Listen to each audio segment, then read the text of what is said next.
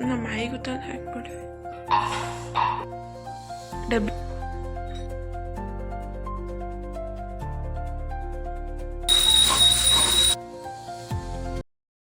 ನಮಸ್ಕಾರ ಎಲ್ಲರಿಗೂ, ಬೆಳಗಿನ ಶುಭೋದಯ ರೀ. ಎಲ್ಲರೂ ಹೆಂಗದಿರಿ? ಆರಾಮದಿರೇನು? ನಾವು ಆರಾಮದೀವಿ ನೋಡ್ರಿ.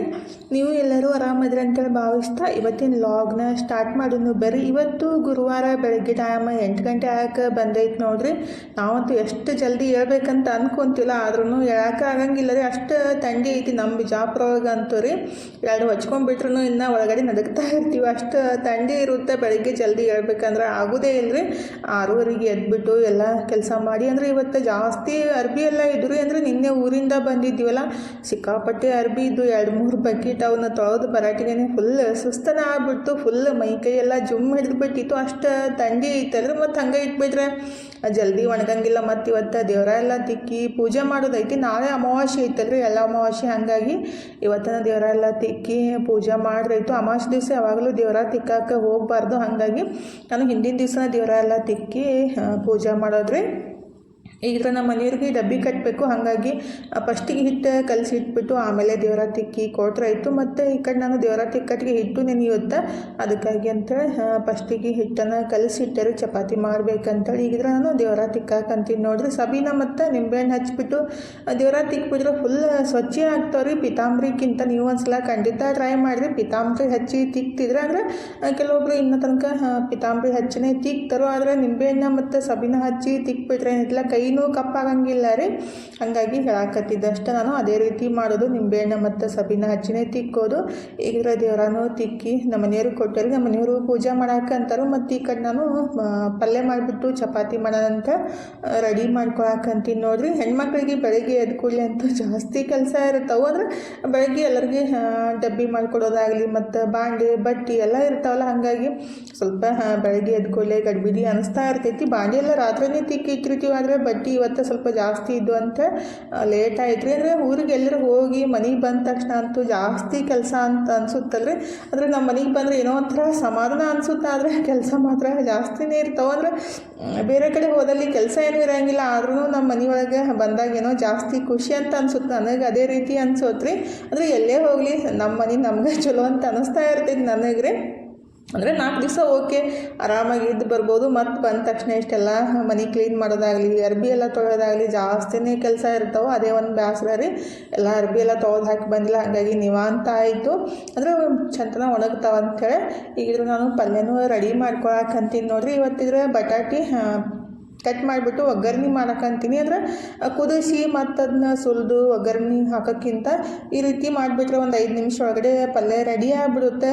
ಎಣ್ಣೆ, ಜೀರಿಗೆ, ಸಾಸಿವೆ, ಇಂಗು ಮತ್ತು ಕಟ್ ಮಾಡಿದ್ದ ಉಳ್ಳಾಗಡ್ಡಿ, ಬಟಾಟಿ ಹಾಕಿ ರುಚಿ ತಕ್ಕಷ್ಟು ಉಪ್ಪು ಹಾಕಿಬಿಟ್ಟು 1-2 ನಿಮಿಷ ಬಟಾಟಿನ ಹುರ್ಕೋಬೇಕ್ರಿ. 2 ನಿಮಿಷ ಹುರ್ಕೊಂಡ್ಬಿಟ್ಟು ಅದಕ್ಕೆ ಖಾರಕ್ಕೆ ಎಷ್ಟು ಬೇಕಲ್ಲ ಅಷ್ಟು ಖಾರದ ಪುಡಿ, ಅರಿಶಿನ ಪುಡಿ, ಸ್ವಲ್ಪ ಧನಿಯಾ ಪುಡಿ, ಸ್ವಲ್ಪ ಗರಂ ಮಸಾಲ ಹಾಕಿದ್ದು. ಅಂದರೆ ಇದಕ್ಕೆ ನಾನು ಮಸಾಲೆ ಖಾರ ಹಾಕಿಲ್ಲ ರೀ, ಖಾಲಿ ಆಗೈತೆ ಅಂತ ಕೆಂಪು ಖಾರದ ಪುಡಿ ಹಾಕಿದ್ದು. ಹಾಗಾಗಿ ಸ್ವಲ್ಪ ಮಸಾಲಾನು ಆ್ಯಡ್ ಮಾಡಿದ್ದು, ಗರಂ ಮಸಾಲ ಮತ್ತು ಧನಿಯಾ ಪುಡಿ ರೀ. ಈಗೆಲ್ಲ ಹಾಕಿ ಚಲೋತ್ನಾಗೆ ಮತ್ತು ಕಟ್ ಮಾಡಿ ಟೊಮೊಟೊನೂ ಹಾಕಿದ್ದೀನಿ. ಎಲ್ಲ ಹಾಕಿ ಚಲೋತ್ನಾಗೆ ಮಿಕ್ಸ್ ಮಾಡಿ ಒಂದು ಅರ್ಧ ಗ್ಲಾಸಷ್ಟು ನೀರು ಹಾಕಿಬಿಟ್ಟು 1-2 ನಿಮಿಷ ಕುದಿಸ್ಕೋಬೇಕ್ರಿ. ಅಂದರೆ ಜಲ್ದಿ ಕುದ್ಬಿಡ್ತಾವೆ. ಬಟಾಟಿ ಆಲ್ರೆಡಿ ನಾವು ಸಣ್ಣಗೆ ಕಟ್ ಮಾಡಿರ್ತೀವಲ್ಲ, ಹಾಗಾಗಿ ಜಾಸ್ತಿ ಏನು ಟೈಮ್ ತೊಗೊಳಲ್ಲ ರೀ ಬಟಾಟಿ ಕುದಿಯೋಕೆ. ಮೊದಲು 1-2 ನಿಮಿಷ ಹುರ್ಕೊಂಡಿರ್ತೀವಲ್ಲ, ಹಾಗಾಗಿ ಮತ್ತೊಂದು 2 ನಿಮಿಷ ಒಳಗಡೆ ಬಟಾಟಿ ಎಲ್ಲ ಕುದ್ಬಿಡ್ತಾವ್ರಿ ಮುಚ್ಚಿಟ್ಟಿದ್ರೆ.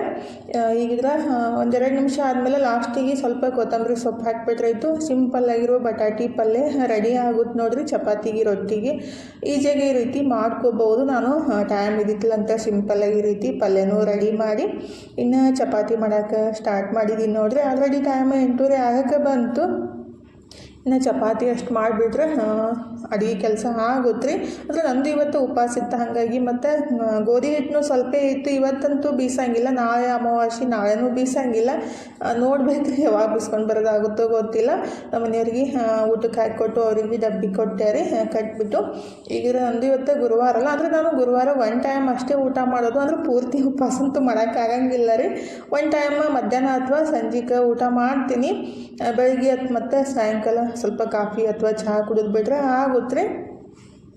ಈಗ ನಾನು ಕಾಫಿ ರೆಡಿ ಮಾಡ್ಕೊಳಕತ್ತಿದ್ದೆ ರೀ. ಇವನ್ನ ಏನು ಕಪ್ ಅದಾವಲ್ಲ ನಿನ್ನೆ ಅಂದರೆ ನಮ್ಮ ತಂಗಿ ಊರೊಳಗಿಂದ ತೊಗೊಂಡು ಬಂದಿದ್ದು ಡಿ ಮಾರ್ಟ್ ಒಳಗಿಂದ ರೀ. ಅಂದರೆ ಒಂದು ಕಪ್ 17 ರೂಪಾಯಿಗೆ ಬಿದ್ದಿದ್ದು, ಅಂದ್ರೆ ಆಫರ್ ಇತ್ತಂತ 17 ರೂಪಾಯಿಗೆ ತಂದಲ್ಲ, ಹಾಗಾಗಿ ತೊಗೊಂಡಿದ್ದು. ಚಲೋ ಅದಾವು, ಪರವಾಗಿಲ್ಲ.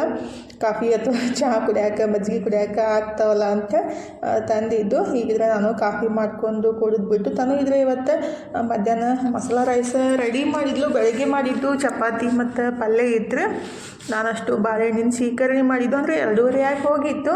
ಇವಾಗ ಊಟ ಮಾಡಿಬಿಟ್ರೆ ಬೆಸ್ಟ್ ಆಗುತ್ತೆ ರೀ. ಸಂಜೆ ಮುಂದೆ ಊಟ ಮಾಡಿಬಿಟ್ರೆ ಏನೈತಲ್ಲ ಅದು ಡೈಜೆಷನ್ ಆಗಂಗಿಲ್ಲ, ಮತ್ತು ತ್ರಾಸ ಆಗೋಕ್ಕೆ ಸ್ಟಾರ್ಟ್ ಆಗುತ್ತೆ. ಈಗ ಒಂದು 2-3 ವಾರ ಆಯ್ತು ನಾನು ಮಧ್ಯಾಹ್ನ ಊಟ ಮಾಡಿ ಬಿಡ್ತೀನಿ. ಮತ್ತು 6-7 ಗಂಟೆಗೆ ಊಟ ಮಾಡಿಬಿಟ್ರೆ ಅಂತಲ್ಲ ಅದು ಡೈಜೆಷನ್ ಆಗೋಲ್ಲ, ತ್ರಾಸ ಆಗೋಕ್ಕೆ ಸ್ಟಾರ್ಟ್ ಆಗುತ್ತೆ. ನಾವು ಒಂದೇ ಚಪಾತಿ ತಿಂದ್ರೂ ಆ ಥರ ಆಗೋಕ್ಕೆ ಸ್ಟಾರ್ಟ್ ಆಗುತ್ತೆ. ಹಾಗಾಗಿ ಮಧ್ಯಾಹ್ನ ಒಂದು 3-4 ಗಂಟೆಗೆಲ್ಲ ಊಟ ಮಾಡಿಬಿಟ್ರೆ ಬೆಸ್ಟ್ ಆಗುತ್ತೆ. ರಾತ್ರಿ ಒಂದು ಕಪ್ ಕಾಫಿ ಅಥವಾ ಅಂದರೆ 10 ಮಣಿಗೆ ಕುಡಿದ್ಬಿಟ್ರೆ ಆಗುತ್ತೆ. ಹಾಗಾಗಿ ನಾನು 2:30-3 ಗಂಟೆಗೆ ಊಟನೇ ಸ್ಟಾರ್ಟ್ ಮಾಡಿದ್ದು. ಮಾಡಿದ್ದು ಮಸಾಲ ರೈಸ್ ಮತ್ತು ಚಪಾತಿ, ಬಾಳೆಹಣ್ಣಿನ ಸೀಕರ್ಣಿ ಮತ್ತು ಬೆಳಗ್ಗೆ ಮಾಡಿದ್ದು ಪಲ್ಯ ಹಂಗೆ ಇತ್ತು ರೀ. ಹಾಗಾಗಿ ಮತ್ತು ನಮ್ಮ ತಂಗಿ ನಿನ್ನೆ ಬುತ್ತಿ ಕಟ್ಟಿದ್ದು ಪಲ್ಯನೂ ಹಾಗೆ ಇತ್ತು. ಸುಮ್ಮನೆ ಯಾಕೆ ವೇಸ್ಟ್ ಮಾಡೋದಂತ ಅದನ್ನು ಸ್ವಲ್ಪ ಎಣ್ಣೆ ಹಾಕ್ಬಿಟ್ಟು ಬಿಸಿ ಮಾಡಿ ತೊಗೊಂಡಿದ್ದೀನಿ ರೀ. ಅಂದರೆ ವೇಸ್ಟ್ ಮಾಡೋಕ್ಕಿಂತ ಬಿಸಿ ಮಾಡ್ಕೊಂಡು ಊಟ ಮಾಡೋದು ಬೆಸ್ಟ್. ಅಂದರೆ ಜಾಸ್ತಿ ದಿವಸ ಇಡಕ್ಕೆ ಹೋಗಬಾರ್ದು. ಇವತ್ತು ಮಾಡಿದ್ದು ನಾಳೆ ಬಿಸಿ ಮಾಡ್ಕೊಂಡು ತಿಂದುಬಿಡ್ಬೋದು. ಅಂದರೆ ಫ್ರಿಜ್ನಾಗ ಒಂದು 4-5 ದಿವಸ ಇಟ್ಟು ತಿನ್ನಕ್ಕೆ ಹೋದ್ರೆ ಅದು ರುಚಿ ಅನ್ಸಂಗಿಲ್ಲ ರೀ. ಇವತ್ತು ಮಾಡಿದ್ದು ನಾಳೆ ಅದು ಹೊರಗಡೆ ಆಗಲಿ ಫ್ರಿಜ್ ಒಳಗಾಗಲಿ ಇಟ್ಟಿದ್ರೆ ಜಸ್ಟ್ ಬಿಸಿ ಮಾಡಿಕೊಂಡು ತಿಂದುಬಿಟ್ರೆ ಚಲೋ ಅನಿಸುತ್ತೆ. ಈಗಿದ್ರೆ ನಾನು ದೊಡ್ಡ ಕೆಲಸ ಸ್ಟಾರ್ಟ್ ಮಾಡಿದ್ದೀನಿ ನೋಡಿರಿ. ಇದಂತೂ ಬಟ್ಟೆ ತೊಳೆಯೋದು ತಂದು ಮಚ್ಚಿಡೋದು ಒಂದು ದೊಡ್ಡ ಕೆಲಸ ರೀ. ಎಲ್ಲ ಹೆಣ್ಮಕ್ಳಿಗೆ ರಾತ್ರಂತ ಅನ್ನಿಸ್ತಾ ಇರ್ತೈತಿ. ಆದರೆ ನೀಟ್ ಮತ್ತು ಕ್ಲೀನಾಗಿ ಇದ್ರೇ ಒಂಥರ ಮನಸ್ಸಿಗೆ ಸಮಾಧಾನ ರೀ. ನನಗಂತೂ ಎಲ್ಲೇ ಹೋಗಲಿ ಏನು ಬ್ಯಾಗ್ ಒಳಗೆ ತೊಗೊಂಡು ಹೋಗಿದ್ದೆ ಅರ್ಬಿ ಎಲ್ಲ ತಂದು ಕೂಡಲೇ ಅವು ಮೊದಲು ಒಗೆದು ಹಾಕಿಬಿಡ್ಬೇಕು, ಇಲ್ಲಾಂದ್ರೆ ಅವು ಸ್ಮೆಲ್ ಬಂದಂಗೆ ಆಗ್ತಾವೆ ರೀ. ಅಂದರೆ ನೀವು ಬ್ಯಾಗ್ ಒಳಗೆ ಏನು ಹಾಕಿಟ್ಟಿರ್ತೀವಲ್ಲ ಅವು ವಾಸನೆ ಬಂದಿರ್ತಾವೆ. ಹಾಗಾಗಿ ತಂದು ಕೂಡಲೇ ಒಂದು ಸ್ವಲ್ಪ ಸಾಬೂನು ಪುಡಿ ಅಥವಾ ಸೋಪ್ ಹಚ್ಚಿ ಹಿಂಗೆ ಹಾಕಿಬಿಟ್ಟು ಬಿಸಿಲಿಗೆ ಒಣಗಿಸಿ ಎತ್ತಿಟ್ಬಿಟ್ರೆ ಸ್ಮೆಲ್ಲು ಬರೋಂಗಿಲ್ಲ ರೀ. ನನಗೆ ಈ ರೀತಿ ಹ್ಯಾಬಿಟ್. ಅಂದರೆ ನಮ್ಮ ಮನ್ಯಾಗೂ ಬೈತಿರ್ತಾರೆ, ಇದ್ದಿದ್ದು ಇಲ್ದು ಎಲ್ಲ ಒಗೆಯೋದೇ ಮಾಡ್ತಿ, ಇನ್ನೂ ಅದಾವೇನು ನೋಡಿ ಎಲ್ಲಿ ಹುಡುಕ್ಯಾಡಿ ಒಗಿತೇನೆ ನೋಡಂತ ಅಂತಿರ್ತಾರೋ. ಆದರೆ ಅದೇನೋ ಒಂಥರ ಒಗೆದು ಎಲ್ಲ ನೀಟಾಗಿ ಇದ್ಬಿಟ್ರೆ ಏನೋ ಒಂಥರ ಸಮಾಧಾನ ಅನಿಸುತ್ತೆ. ಇದೇನು ಬ್ಲೌಸ್ ಐತಲ್ರಿ ನಮ್ಮ ತಂಗಿ ಹೊಲ್ದು ಕೊಟ್ಟಿದ್ಲು. ಅಂದರೆ ನಾನು ಅಲ್ಲೇ ಬ್ಲೌಸ್ ತೊಗೊಂಡಿದ್ದದು ಪೀಸ್ ರೀ. ಈ ರೀತಿ ಹೊಲ್ದು ಕೊಟ್ಟಿದ್ಲು, ಚಲೋ ಐತಿ. ಅಂದರೆ ಕಾಲರೆಲ್ಲ ಐತಿ. ನನಗೆ ಅದೇ ಥರ ಬ್ಲೌಸ್ ಬೇಕಾಗಿತ್ತು. ಅಂದರೆ ಆ್ಯಕ್ಚುಲಿ ನನಗೆ ವೈಟ್ ಮತ್ತು ಗೋಲ್ಡನ್ ಕಲರ್ ಬೇಕಾಗಿದ್ದು. ಅಲ್ಲಿ ಬ್ಲೌಸ್ ಪೀಸ್ ಸಿಗಲಿಲ್ಲ.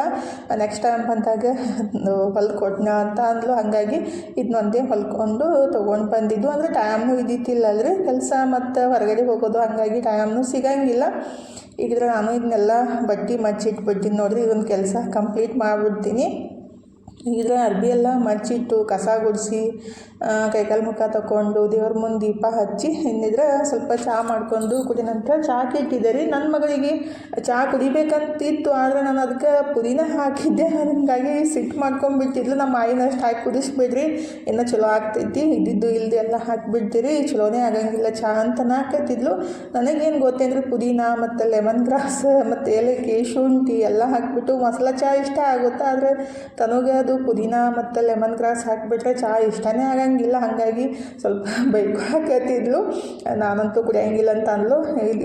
ಇರ್ಲಿ ಬಿಡವ, ಪಪ್ಪ ಬಂದು ಕುಡಿತಾರಂತ ನಾನಷ್ಟೇ ಕುಡಿದು ಮತ್ತು ನಮ್ಮ ಮನೆಯವ್ರು ಬಂದ ಕೂಡಲೇ ಬಿಸಿ ಮಾಡಿ ಸೋಸ್ಕೊಟ್ಟಾರೆ. ಇನ್ನಿದ್ರೆ ನಾನು ದೋಸೆಗೆ ಮಾಡಬೇಕಂತ ಅಕ್ಕಿ ನೆನ್ಸಕ್ಕೆ ಹಾಕಿದ್ದೆ ರೀ. ಆ್ಯಕ್ಚುಲಿ ದೋಸೆ ಮಾಡಬಾರ್ದಿತ್ತು ನಾಳೆ ಖರೆ, ಆದರೆ ಗೋಧಿ ಹಿಟ್ಟು ಇಲ್ಲ ಮತ್ತು ನಾಳೆ ಅಮಾವಾಸ್ಯೆ ಐತಿ, ರೊಟ್ಟಿ ಮಾಡಬಾರ್ದಲ್ಲ. ಹಾಗಾಗಿ ಮತ್ತು ಬೀಸಂಗೂ ಇಲ್ಲ, ಇವತ್ತು ಗುರುವಾರ ಮತ್ತು ನಾಳೆ ಅಮಾವಾಸ್ಯೆ. ಹಾಗಾಗಿ ದೋಸೆ ಮಾಡಿಬಿಟ್ರೆ ಆಗುತ್ತೆ. ಅಂದರೆ ಇಡೀ ದಿವಸ ನಾನು ತಂದು ಇದ್ದಿರ್ತೀವಿ, ದೋಸೆ ತಿಂತೀವಿ. ನಮ್ಮ ಮನೆಯವ್ರು ಒಂದು ಟೈಮ್ ತಿಂತಾರೋ, ಅವ್ರಿಗೆ 1-2 ಚಪಾತಿ ಮಾಡಿಕೊಟ್ರೆ ಆಗುತ್ತಲ್ರಿ. ಹಾಗಾಗಿ ನಾನೀಗ ದೋಸೆ ನೆನ್ಸಕ್ಕೆ ಹಾಕಿದ್ದೆ ರೀ. ಅದನ್ನೇ ರುಬ್ಬಾಕಂತೀನಿ ನೋಡಿರಿ. ಅನ್ನ ಇದ್ದಿದ್ದಿಲ್ಲ ಮತ್ತು ಅವಲಕ್ಕಿನೂ ಇದ್ದಿದ್ದಿಲ್ಲ. ಅದಕ್ಕಾಗಿ ನಾನು ಚುಮ್ಮರಿನ ಹಾಕಾಕತ್ತಿದ್ದು ದೋಸೆ ರುಬ್ಬ ಮುಂದಾಗಿರಿ. ಅಂದರೆ ಅನ್ನ ಇದ್ರೆ ಅನ್ನನೇ ಹಾಕಿರ್ತೀನಿ, ಇಲ್ಲಾಂದ್ರೆ ಅವಲಕ್ಕಿ ಹಾಕಿರ್ತೀನಿ. ಅವಲಕ್ಕಿನೂ ಇಲ್ಲಾಂದರೆ ಚುಮ್ಮರಿ ಹಾಕಿಬಿಟ್ಟು ರುಬ್ತೀನಿ ರೀ. ಅಂದರೆ ನಾವು ಚುಮ್ಮರಿ ಅಥವಾ ಅವಲಕ್ಕಿ ಹಾಕಿಬಿಟ್ರೆ ಏನೈತಲ್ಲ, ಅನ್ನ ಹಾಕಿಬಿಟ್ರೆ ಏನೈತಲ್ಲ, ದೋಸೆ ಸ್ವಲ್ಪ ಕ್ರಿಸ್ಪಿಯಾಗಿ ಕಲರ್ಫುಲ್ಲಾಗಿ ಬರ್ತಾವೆ. ನಾವು ಅವಲಕ್ಕಿ ಚುಮ್ಮರಿ ಮತ್ತು ಅನ್ನ ಹಾಕ್ಲಿಕ್ಕಂದ್ರೆ ದೋಸೆ ಇಂತಲ ಅಷ್ಟೊಂದು ಕೆಂಪಾಗಿ ಬರೋಂಗಿಲ್ಲ ರೀ. ಅದಕ್ಕಾಗಿ ಸ್ವಲ್ಪ ಅವಲಕ್ಕಿ ಒಂದು ಮುಷ್ಟಿ ಅಷ್ಟು ಹಾಕಿಬಿಟ್ರೆ ಅವಲಕ್ಕಿ ನಡೆಯುತ್ತೆ. ಆದರೆ ಚುಮ್ಮರಿ ಇಂತಲ ಒಂದು 2-3 ಮುಷ್ಟಿಯಷ್ಟು ಸ್ವಚ್ಛಗೆ ತೊಳೆದ್ಬಿಟ್ಟು ಹಿಂಡಿ ಆಮೇಲೆ ರುಬ್ಬ ಮುಂದಾಗ ಫಸ್ಟ್ ನಾವು ಬ್ಯಾಚ್ ಏನು ರುಬ್ಕೊತೀವಲ್ರಿ ಅದಕ್ಕೆ ಸ್ವಲ್ಪ ಅದು ಚುಮ್ಮರಿ ತೊಯ್ಸಿದ್ದು ಮತ್ತು ಅಕ್ಕಿ ಹಾಕಿ ನೈಸಾಗಿ ರುಬ್ಕೊಂಡ್ಬಿಟ್ಟು ತೊಗೋಬೇಕಾಗುತ್ತೆ. ಅಂದರೆ ಕೆಲವೊಂದು ಸಲ ಏನಿರುತ್ತಲ್ಲ ಅದರೊಳಗೆ ಮ್ಯಾನೇಜ್ ಮಾಡಿಬಿಡೋದು. ಆ್ಯಕ್ಚುಲಿ ಅವಲಕ್ಕಿ ಅನ್ನ ಹಾಕೋಕ್ಕಿಂತ ಚುಮ್ಮರಿ ಹಾಕಿಬಿಟ್ರೆ ಕ್ರಿಸ್ಪಿಯಾಗೆ ಬರ್ತಾವ್ರಿ ದೋಸೆ ರೀ. ಈಗ ಈ ರೀತಿ ನೈಸಾಗೆ ರುಬ್ಕೋಬೇಕು. ಯಾವಾಗಲೂ ದೋಸೆ ಮಾಡಾಮದಾಗ ನಾನು ಎಲ್ಲ ರುಬ್ಬಿಬಿಟ್ಟು ಲಾಸ್ಟಿಗೆ ಸ್ವಲ್ಪ ಉಪ್ಪು ಮಿಕ್ಸ್ ಮಾಡಿ ಇಡಾಕಂತೀನಿ ನೋಡ್ರಿ. ಇವಾಗ ಈ ಥಂಡಿಗಂತೂ ಹಿಟ್ಟು ಉಬ್ಬುದೇ ಇಲ್ಲರಿ. ಬ್ಯಾಸ್ಗೆಗಾದ್ರೆ ಇಷ್ಟು ನಾವು ಒಂದು ಬೊಗೋಣಿ ಒಳಗೆ ಹಾಕೋಕ್ಕಾಗಂಗಿಲ್ಲ. ಯಾಕಂದ್ರೆ ಅದು ಬೆಳಗ್ಗೆ 5 ಗಂಟೆಗೆ ಫುಲ್ ಉಬ್ಬಿ ಚೆಲ್ಲಿ ಬಿಡುತ್ತೆ. ಆದರೆ ಮಳೆಗಾಲದಾಗ ಸ್ವಲ್ಪ ನಡೆಯುತ್ತೆ ಅಂದರೆ ಉಬ್ಬಂಗೆ ಇಲ್ಲ. ಹಿಟ್ಟು ಜಾಸ್ತಿ ಅಂದರೆ ಹುದುಗ್ ಬರೋಂಗಿಲ್ಲ ರೀ. ಈ ಸ್ವಲ್ಪ ಉಪ್ಪು ಹಾಕಿಬಿಟ್ರಿ ಅಂತ ಸ್ವಲ್ಪ ಆದ್ರೂ ಹುದುಗ್ ಬರುತ್ತೆ. ಹಂಗಾಗಿ 1 ಚಮಚದಷ್ಟು ಉಪ್ಪು ಹಾಕಿ ಅದನ್ನ ಚಲೋತ್ನಾಗೆ ಮಿಕ್ಸ್ ಮಾಡಿ ಇಟ್ರಾಯ್ತು. ಚಲೋತ್ನಾಗೆ ಸ್ವಲ್ಪ ಹಿಟ್ಟು ಹುದುಗ್ ಬರುತ್ತೆ. ಜಾಸ್ತಿ ಏನು ಉಬ್ಬಂಗಿಲ್ಲ ಬ್ಯಾಸ್ಗೆ ಅಂತಾರ ರೀ. ಇವಾಗಂತೂ ನಾವು ಹೊರಗಡೆ ಇದ್ರೂ ಫ್ರಿಜ್ ಒಳಗೆ ಇಟ್ಟ ಥರನೇ ಅನಿಸುತ್ತೆ. ಹಾಗಾಗಿ ಸ್ವಲ್ಪ ಉಪ್ಪು ಮಿಕ್ಸ್ ಮಾಡಿಬಿಟ್ರೆ ಬೆಸ್ಟ್ ಆಗುತ್ತೆ.